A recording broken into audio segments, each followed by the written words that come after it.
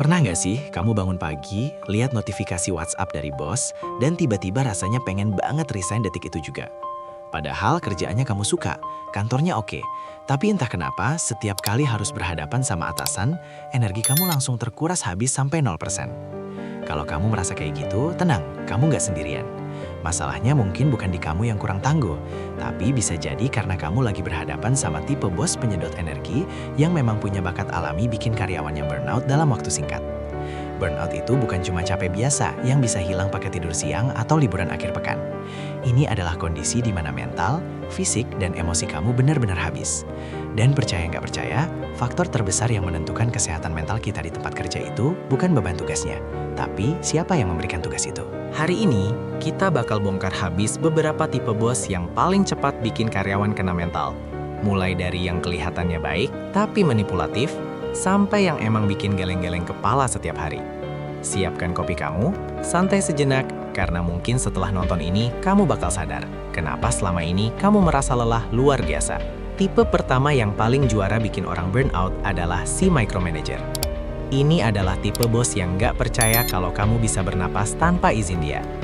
Dia pengen tahu setiap detail kecil, mulai dari kenapa font di slide nomor 12 agak miring, sampai kenapa kamu balas email klien butuh waktu 10 menit. Bekerja di bawah orang kayak gini, rasanya kayak lagi ujian skripsi setiap hari, setiap jam, setiap menit.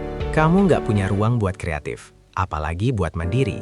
Efeknya, kamu bakal merasa nggak kompeten dan selalu cemas. Rasa cemas yang terus-menerus inilah yang jadi bahan bakar utama burnout. Kamu nggak lagi fokus gimana cara kerja yang benar, tapi fokus gimana caranya biar nggak dikritik sama dia. Lalu ada lagi tipe bos tanpa batas.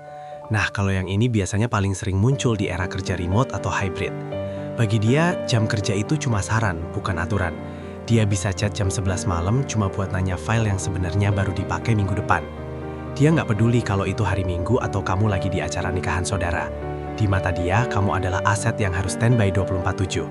Masalahnya, otak manusia itu butuh waktu buat shutdown. Kalau kabel di otak kamu tegang terus tanpa pernah dicabut, ya lama-lama konslet. Burnout tipe ini biasanya pelan tapi pasti, sampai akhirnya kamu merasa benci banget setiap kali dengar bunyi notifikasi HP. Jangan lupakan juga tipe si gaslighter medik. Bos tipe ini biasanya terlihat sangat ramah dan sering bilang kalau kantor ini adalah keluarga. Tapi begitu kamu komplain kalau beban kerjamu sudah berlebihan, dia bakal bilang, "Loh, yang lain bisa kok, masa kamu enggak? Kamu kurang manajemen waktu kali ya? Atau, kita kan lagi berjuang bareng, masa kamu egois gitu?" Kalimat-kalimat ini bikin kamu meragukan kemampuan diri sendiri. Kamu mulai merasa bersalah kalau istirahat. Padahal, kapasitas manusia itu ada batasnya. Tipu daya emosional kayak gini jauh lebih berbahaya, karena kamu nggak sadar kalau kamu lagi dieksploitasi atas nama loyalitas. Ada juga si Raja Kaos. Bos tipe ini nggak punya perencanaan yang jelas. Pagi bilang A, siang bilang B, sore marahin kamu karena nggak ngerjain C. Bekerja sama dia itu kayak naik roller coaster tapi nggak pakai pengaman. Kamu dipaksa buat selalu siap siaga menghadapi perubahan mendadak yang sebenarnya nggak perlu kalau dia punya manajemen yang benar. Ketidakpastian yang tinggi adalah musuh terbesar ketenangan mental. Saat kamu nggak tahu apa yang bakal terjadi 1 jam ke depan di kantor, sistem saraf kamu bakal selalu dalam mode fight or flight. Hasilnya, tubuh kamu bakal memproduksi hormon stres secara berlebihan sampai kamu merasa lemas dan kehilangan motivasi. Tipe terakhir yang nggak kalah ajaib adalah si pencuri kredit.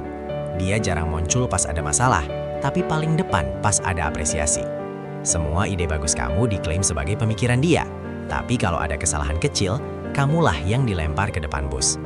Merasa nggak dihargai itu adalah resep paling manjur buat bikin karyawan kehilangan semangat hidup. Kenapa harus kerja keras kalau hasilnya cuma buat memperkaya nama orang lain yang bahkan nggak bantuin kita? Rasa hampa dan ketidakadilan inilah yang bikin banyak orang akhirnya quiet quitting sebelum benar-benar meledak karena burnout. Nah, dari sekian banyak tipe bos tadi, ada nggak yang mirip sama atasan kamu sekarang? Atau jangan-jangan kamu pernah ketemu yang kombinasi dari semuanya? Menghadapi bos yang toksik memang nggak mudah. Kadang solusinya bukan cuma sabar, tapi juga berani pasang batasan atau bahkan mulai lirik-lirik lowongan di tempat lain demi kesehatan mental sendiri. Ingat ya, pekerjaan bisa dicari lagi, tapi kesehatan mental kamu kalau sudah rusak, perbaikinya butuh waktu lama dan biaya yang nggak murah. Jangan sampai kamu mengorbankan diri sendiri demi perusahaan yang bahkan bakal pasang iklan lowongan baru cuma dalam hitungan hari kalau sesuatu terjadi sama kamu. Jadi, kira-kira menurut kamu, tipe mana yang paling bikin stres? Atau punya pengalaman unik soal bos yang bikin burnout? Coba tulis di kolom komentar ya. Siapa tahu cerita kamu bisa jadi pengingat buat yang lain kalau mereka nggak sendirian. Sampai ketemu di video edukasi santai berikutnya. Tetap waras dan jangan lupa istirahat.